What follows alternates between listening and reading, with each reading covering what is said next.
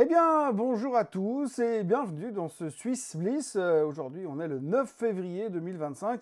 Alors que la semaine aurait donc commencé par les droits de douane et ce sera terminé par les droits de douane. La volatilité était extrême, enfin relativement élevée quand même tout au long de la semaine. Et la résilience des indices reste complètement impressionnante puisque ça ne veut pas baisser, même si on termine un petit peu dans le pâté en fin de semaine à cause de l'axe central des marchés qui est bien sûr Donald Trump. Donald Trump qui a laissé entendre que la semaine prochaine, il allait plus ou moins taxer tout le monde dans tous les sens.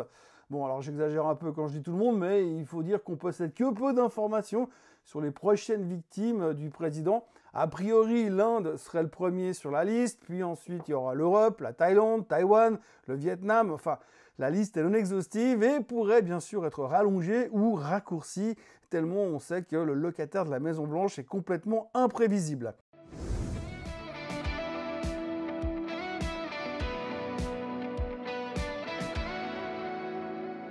Les indices ont donc fini la semaine dans le pâté avec des nouvelles craintes qui reviennent. On avait déjà vécu un événement plutôt similaire en début de semaine, enfin le week-end dernier même. Les marchés s'étaient nettement repris. Vous connaissez l'histoire, hein, début de semaine catastrophique, puis rebond parce que finalement on trouve des arrangements. À l'heure actuelle, on vit quand même au rythme des annonces de Trump, principalement. Et visiblement, il va falloir s'habituer parce qu'il il a environ une dizaine d'idées à la minute. Hier encore, il a réussi à retirer l'accréditation au dossier confidentiel à Joe Biden, parce qu'il ne doit pas changer grand-chose vu la mémoire de l'ancien président.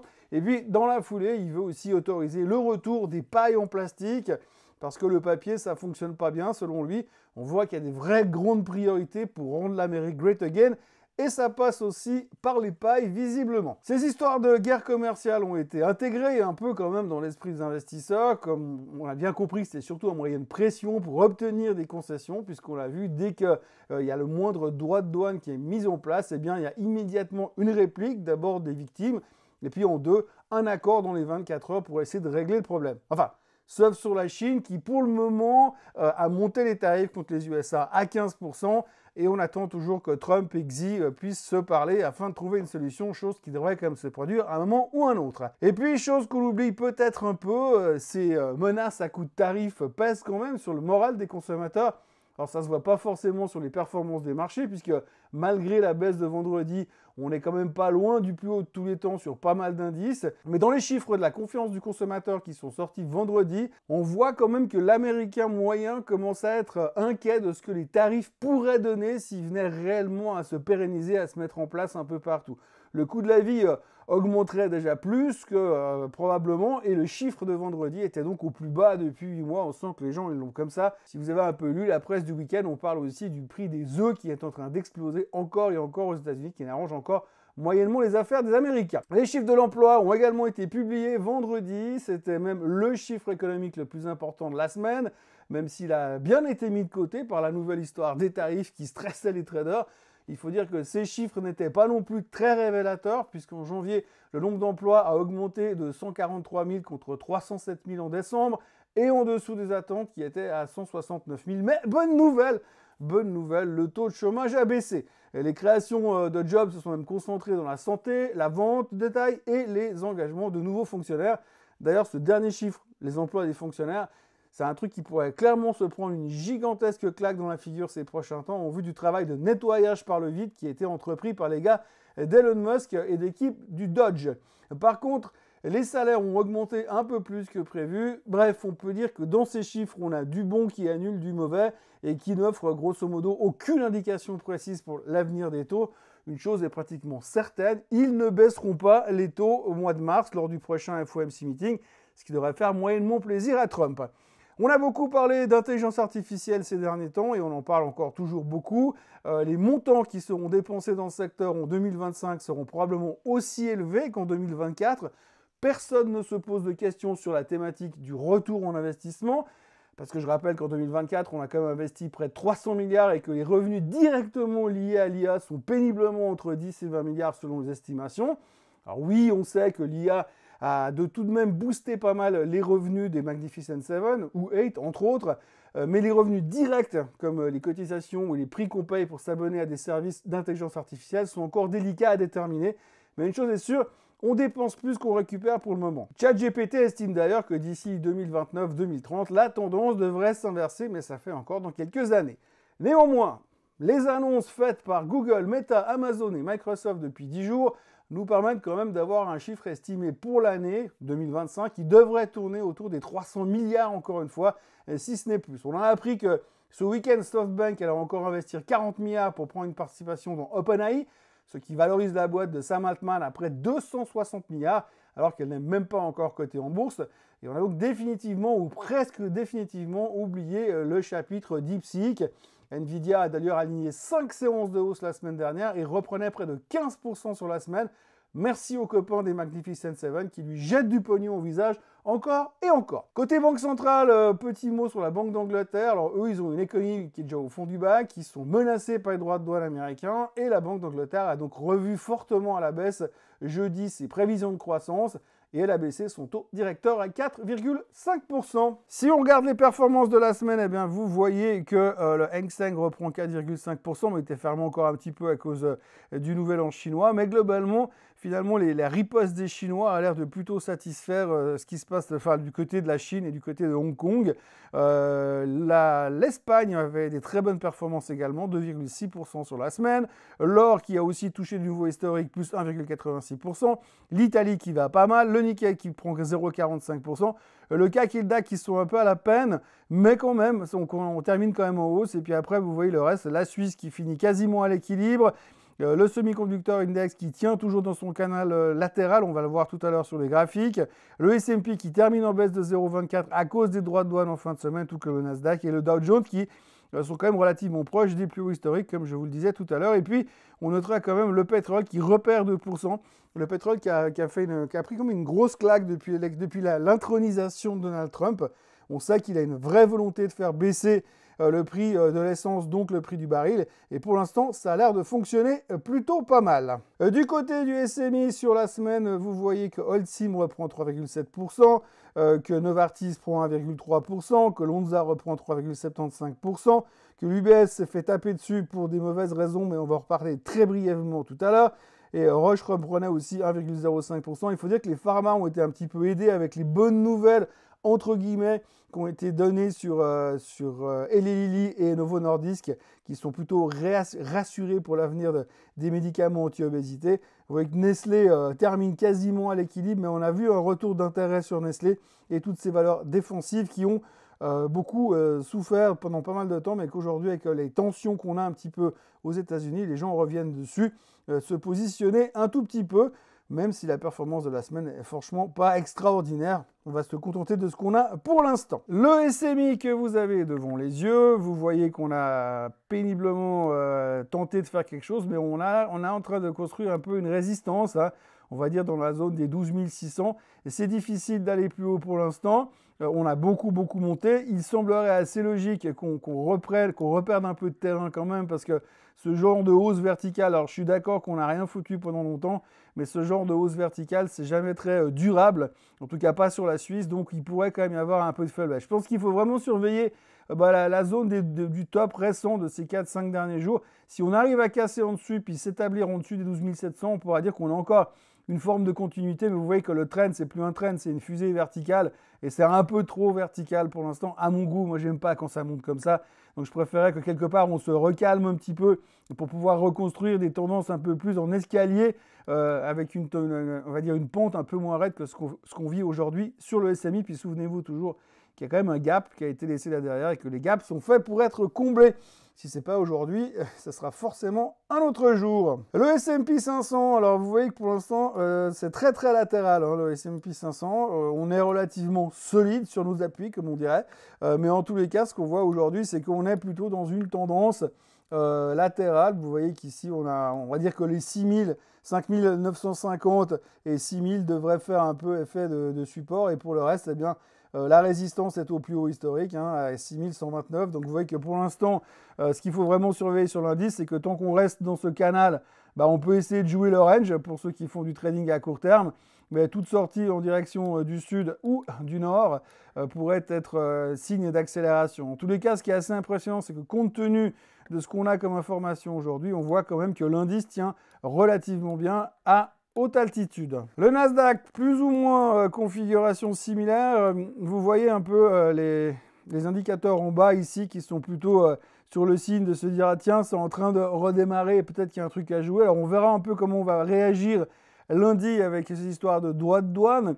Ce qui est assez intéressant sur le sujet des droits de douane, c'est que effectivement, on a quand même déjà vu l'histoire l'autre jour, comme quoi ça pouvait freiner le marché, mais qu'on réagissait assez rapidement dans le bon sens après. Là aussi, hein, vous voyez, le Nasdaq, il tient plus ou moins, on va essayer de déterminer une zone de résistance entre, on va dire, 20 950 et 20 500. Tant qu'on reste en dessus de ça, il n'y a pas trop de crainte à avoir. Et puis si on va chercher un petit peu plus haut, là aussi vous voyez qu'on va aller chercher les 22 100 grosso modo, qui seront un peu les plus hauts historiques. Donc là aussi pour l'instant une tendance relativement latérale sur le Nasdaq. Ce qui nous amène au SOX, hein, vous savez cet indice qui est un indicateur avancé du comportement des marchés. Alors vous voyez ici que le SOX, c'est bien comme d'habitude, ça fait plusieurs semaines que je vous en parle, on est dans un range. Tout ce qui s'est passé sur les semi-conducteurs eh bien, ont des conséquences. Aujourd'hui, on voit qu'on n'a pas vraiment de direction. Ça, c'est l'affaire DeepSeek qui avait coûté la correction assez violente. Après, on a eu les droits de douane la semaine passée, mais vous voyez qu'on tient là aussi les 4800 sans trop de problèmes. Et donc, tant qu'on arrive à tenir ces niveaux-là, ici, je pense qu'on peut avoir encore une consolidation latérale. C'est vrai que depuis quelques temps, on a quand même l'habitude d'avoir des marchés qui montent très fort, mais les phases de consolidation latérale comme on vit depuis le mois d'août sur le SOX, ça existe et ça peut des fois durer très très longtemps. Et j'ai souvenir, il y a très longtemps, quand j'ai commencé dans le métier, que le SMI, il n'avait rien foutu dans un range de 200 points pendant pratiquement 2 ans. Et franchement, mis à part faire du trading à court terme, c'était très compliqué de s'en sortir. Et même là, c'était compliqué. Donc voilà, pour l'instant, zone d'hésitation. On va y voir un peu plus clair au niveau des semi-conducteurs ces prochains temps. Alors je rappelle que Nvidia va publier ce faire le 26 février. Donc ce sera la date importante pour voir si on peut, avec les chiffres de Nvidia, remonter aussi. À noter quand même que si on fait justement un détour par Nvidia, je vous le disais tout à l'heure, vous voyez la semaine qu'elle vient de nous faire, mais malgré cela, pour l'instant, ça ne suffit pas. On a rebondi de 15% par rapport au plus bas de la semaine dernière. On était à 112,49, on termine la semaine à 129. Il va falloir revenir quand même maintenant au-dessus de la moyenne mobile des 200 jours, à savoir les 134,62. Et puis ensuite, on pourra espérer repartir à la hausse. Mais il va falloir montrer plus que ça, parce que pour l'instant, on essaie de rebondir sur des chimères en se disant « Ah oui, mais quand même, ils ont un super business. » Et puis, c'est pas parce que DeepSeek arrive que ça va pas marcher. Mais attention, pour l'instant, Nvidia a quand même pas suffi à elle toute seule à faire remonter tous les semi-conducteurs qu'on cotisé lors de la période DeepSeek. On a vu la semaine dernière, par exemple, en dehors de Nvidia, une boîte s'appelle Skyworks aux États-Unis, qui fait aussi dans les semi-conducteurs et qui bosse avec Apple, qui a dit que les changements de business plan d'Apple qui vont développer leurs propres semi-conducteurs allait leur coûter beaucoup d'argent. Vous voyez que l'annonce n'a pas super bien passé puisque le titre se traitait autour des 90$ et se retrouve aujourd'hui à 65. Donc on voit aujourd'hui que le secteur est un peu en difficulté et que même si Nvidia va bien ou pourrait aller relativement bien, eh bien ça reste quand même assez compliqué en ce moment sur les semi-conducteurs et c'est un peu à l'image du SOX. Je vous ai beaucoup parlé des États-Unis, alors passons en Allemagne pour l'instant. Alors vous voyez que l'Allemagne est toujours relativement forte pour l'instant, donc il n'y a rien à dire. Ça fait des semaines que je vous dis elle ne veut pas lâcher, elle ne veut toujours pas lâcher. On était au plus haut de tous les temps encore jeudi soir sur l'Allemagne et puis on a eu ce repli à cause des droits de douane en fin de semaine. À voir un peu comment ça va se comporter ces prochains temps, mais ça devient quand même de nouveau en termes d'évaluation relativement élevé, même si les chiffres qui ont été publiés cette semaine étaient plutôt encourageants. Vous voyez que là aussi on a laissé un petit gap, on est tout près donc c'est pas très important. Là je crois qu'il y en a aussi un qui doit être encore existant même s'il est un petit peu tiré par les cheveux. Bref, l'Allemagne est quand même très overextended, mais pour l'instant ne veut pas renoncer à sa croissance et à sa hausse. Le CAC 40, lui aussi en train de patiner un peu dans la zone des 8000 points sur l'indice pour l'instant. Donc rien de spécial, des chiffres relativement positifs encore une fois sur le secteur bancaire puisque Sanofi a publié SocGen a publié des chiffres exceptionnels. donc le titre a explosé, tout comme ArcelorMittal. Donc tout ça a bien aidé le CAC 40. Alors le CAC 40 qui a aussi bénéficié d'une certaine réassurance de la part du gouvernement, puisqu'ils ont réussi à voter un budget. Tout le monde est d'accord pour dire que c'est un budget, c'est pas un budget, c'est une bouse. Mais enfin, pour l'instant, au moins, ils ont une bouse en termes de budget et ça rassurait un peu les marchés financiers. Grosso modo, vous voyez que pour l'instant, on patine dans la zone des 8000 sur le CAC 40. Si on arrive à s'établir en dessus, on pourra peut-être se dire qu'on va développer une base pour aller chercher les plus hauts historiques. Ça sera affaire à suivre ces prochains temps. Il y a encore pas mal de publications de résultats qui vont arriver. Mais pour l'instant, la France a vécu encore une belle semaine et surtout a permis à un moment donné, très court, de repasser au-dessus des 8000 points sur le CAC 40. Et ça faisait longtemps que ça n'était plus arrivé, puisque ce n'était plus arrivé depuis le coup de génie d'Emmanuel Macron en dissolvant l'Assemblée nationale au mois de juin dernier. On termine cette revue des indices techniques par le pétrole. Le pétrole, non, je vais même vous remettre l'or encore après, mais pour l'instant, le pétrole, vous voyez qu'on revient sur notre tendance qui dure depuis le mois de septembre. Il ne serait pas exclu qu'on ait cherché les 68 à surveiller. Mais comme je vous le disais tout à l'heure, et j'en ai d'ailleurs déjà parlé dans le Morning Bull Live la semaine dernière, vous voyez que cette tendance, c'est une tendance Trump. Depuis que Trump est arrivé, plus ou moins, il fait tout pour drill, baby drill, pour ramener une chier de pétrole sur le marché. Et en plus, aujourd'hui, il y a moins de demandes, donc forcément, petit ralentissement qui est aussi positif quand même, il faut le dire de temps en temps, pour le coût du porte-monnaie, enfin le coût de la vie, puisque quand même, ça fait un petit peu moins cher pour le consommateur. Et ça vaut la peine d'être signalé quand même. Ouais, je vais quand même vous montrer l'or, parce qu'on est quand même au plus haut de tous les temps, il faut quand même le signaler. Donc l'or, vous le voyez, on est au plus haut de tous les temps. Crainte d'inflation, les banques centrales qui achètent, blablabla, toujours la même histoire. Vous voyez que pour l'instant, on est clairement suracheté, mais en même temps, ça reste quelque chose de relativement rassurant. Et c'est le seul truc qui n'a pas trop de volatilité et qui monte gentiment. Et là, encore une fois, assez, on va dire, logiquement, même si ça n'a aucune base fondamentale, je pense que l'or va monter tranquillement à 3000. La question, c'est de savoir s'il y va dans 2 semaines ou s'il y va dans 6 mois. Mais l'un dans l'autre, le chemin a l'air tout tracé pour au moins aller marquer un jour les 3000 $ sur l'once d'or. Au niveau des vedettes de la semaine, eh bien, on a déjà abordé les chiffres de Julius Baer, qui étaient globalement pas trop mal. On en a parlé dans le Morning Bull Live l'autre jour, mais l'annonce du programme de réduction du personnel et les ratios de capital étaient un peu trop faibles selon les experts, ainsi que surtout l'absence totale d'un share buyback. Ça n'a pas du tout plu au marché. Le titre s'est fait exploser, vous le savez, même si sur la fin de la semaine, il a quand même réussi à récupérer un petit peu, mais c'était compliqué. Chez ABB, rien à signaler non plus. On en a parlé la semaine dernière, les chiffres étaient bons, mais les perspectives insuffisantes pour les analyses. En revanche, eux, ABB, ils vont lancer un programme de rachat d'actions qui commencera donc ce lundi, donc demain, pour un montant de 1,5 milliard, soit 28 millions d'actions. Mais alors, ne vous précipitez pas pour acheter des calls parce que le programme d'achat durera plusieurs mois, ça ne va pas tout se faire demain matin. UBS aussi a publié de très bons chiffres, mais ça s'est fait massacrer quand même dans une vague de prise de profit. Et certains se disaient déçus par le programme de rachat d'actions qui n'est que de 3 milliards. Pourtant, les attentes étaient quand même un peu en dessous. Mais bon, il faut bien trouver une excuse pour justifier les prises de profit. Entre les plus bas de la semaine et vendredi soir, le titre a quand même récupéré 1 franc. Et puis, toujours dans le secteur bancaire, la Banque cantonale de Lucerne a dégagé l'an dernier un bénéfice net de 286,6 millions. Ça leur était jamais arrivé des bénéfices pareils.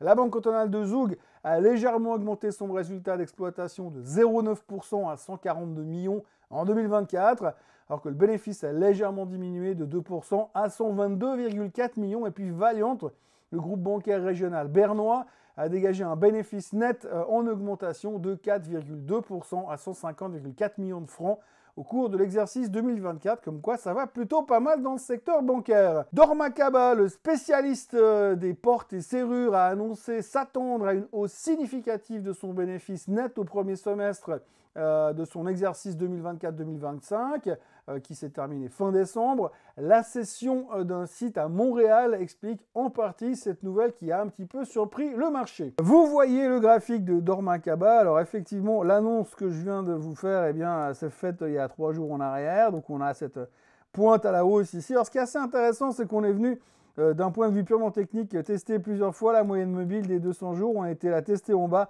Et puis finalement, la nouvelle fait qu'on repasse en dessus. Et ça, c'est assez encourageant.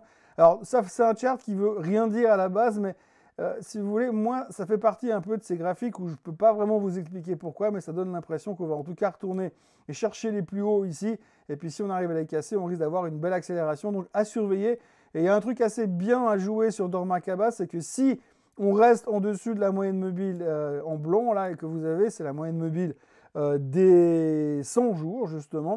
Et si on reste établi là en dessus, eh bien, je pense qu'on a une bonne base pour continuer à aller chercher plus haut. Et c'est assez facile de se stopper parce que si on vient clôturer un petit peu trop en dessous, je dirais même en dessous de ces niveaux-là, là, il faut couper la position. Basilea était en hausse en début de semaine. La société pharmaceutique a vu que ses ventes sur son antimycosique Cresemba, qui s'appelle aussi l'Isavuconazole, franchir un premier jalon commercial prédéfini au Japon, ce qui a déclenché un versement automatique de 1,2 million de francs suisses de la part de son partenaire de distribution au Japon qui s'appelle Asahi Kasei Pharmaceutique. Donc c'était une bonne nouvelle aussi pour Basilea. Alors sur le graphique, ça ne change pas grand-chose. Pour l'instant, le titre se balade toujours dans la zone des 40 balles. Là aussi, on a l'air d'être un peu dans une zone d'hésitation, comme à l'image de beaucoup de pharma à l'heure actuelle. Donc un niveau d'achat sur la zone des 39,50 et puis si jamais un niveau de vente à 44 francs suisses si ça venait à se produire pour ceux qui font du trading là-dedans. Mais pour l'instant, rien de très significatif, même si la nouvelle, il faut quand même le reconnaître, était positive pour Basilea. Temenos, le spécialiste des logiciels bancaires, a signé un accord pour vendre son unité de gestion de fonds qui s'appelle Multifonds à une société de capital investissement britannique qui s'appelle Montagu Private Equity.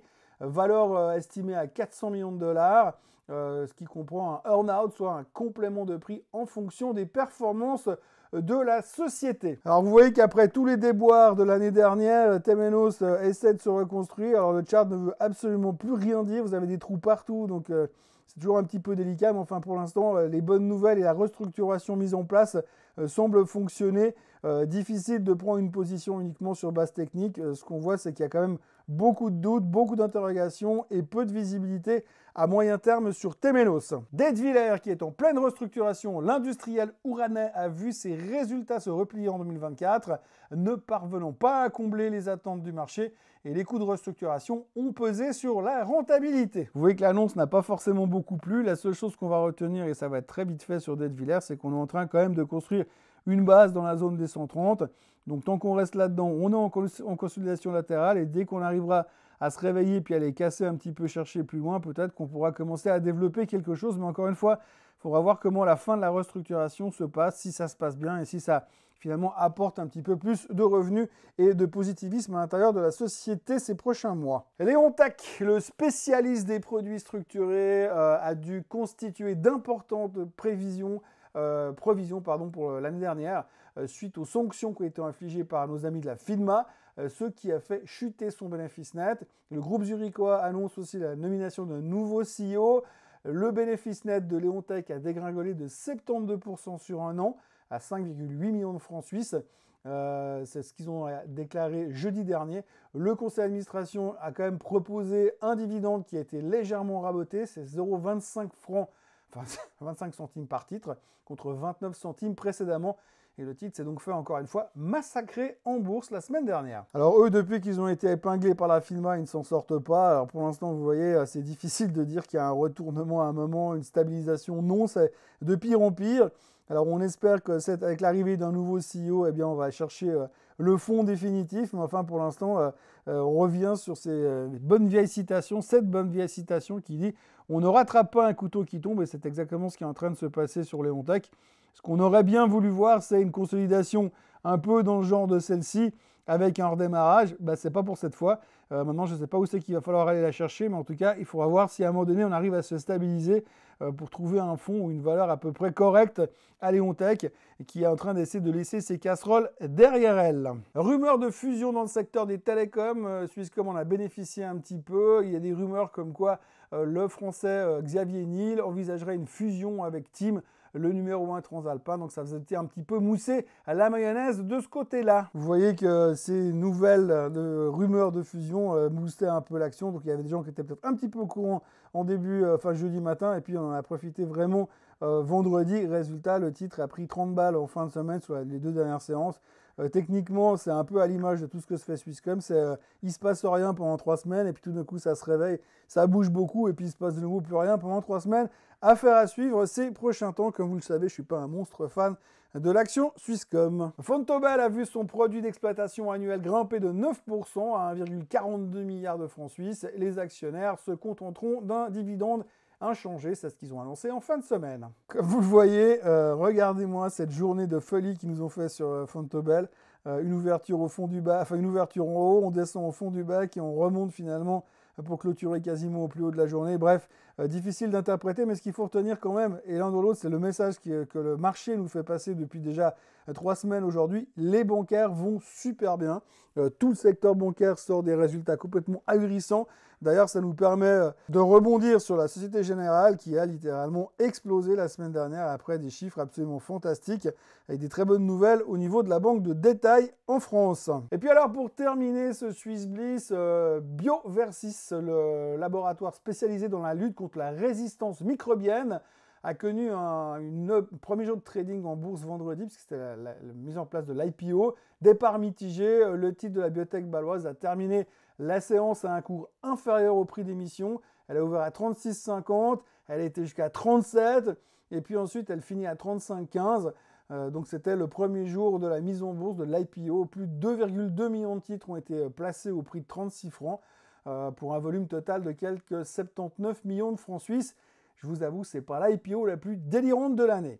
Pour la semaine qui nous attend, on va donc reparler droits de douane, vous l'aurez compris, évidemment, mais aussi inflation, puisqu'il y aura le CPI en Chine et aux USA, puis également le PPI américain. Et vous voyez qu'il y a encore quelques chiffres qui vont être publiés cette semaine, comme vous le voyez sur le tableau qui s'affiche à l'instant. Donc encore une fois, on va beaucoup se concentrer sur la thématique des résultats et voir ce que ça va donner du côté du trimestre. Mais c'est vrai que les chiffres et les sociétés qui ont la possibilité de faire vraiment bouger le marché pour l'instant sont principalement derrière nous. Voilà, c'est tout pour ce week-end. Il me reste à vous souhaiter une excellente fin de week-end justement et un très bon début de semaine. Et moi, je vous retrouve demain pour un nouveau Morning Bull Live. D'ici là, comme d'habitude, n'oubliez pas de vous abonner à la chaîne Swissquote en français, de liker cette vidéo, de la commenter, de la partager. Et comme d'habitude, bien sûr, à demain. Soyez forts. Très bonne journée.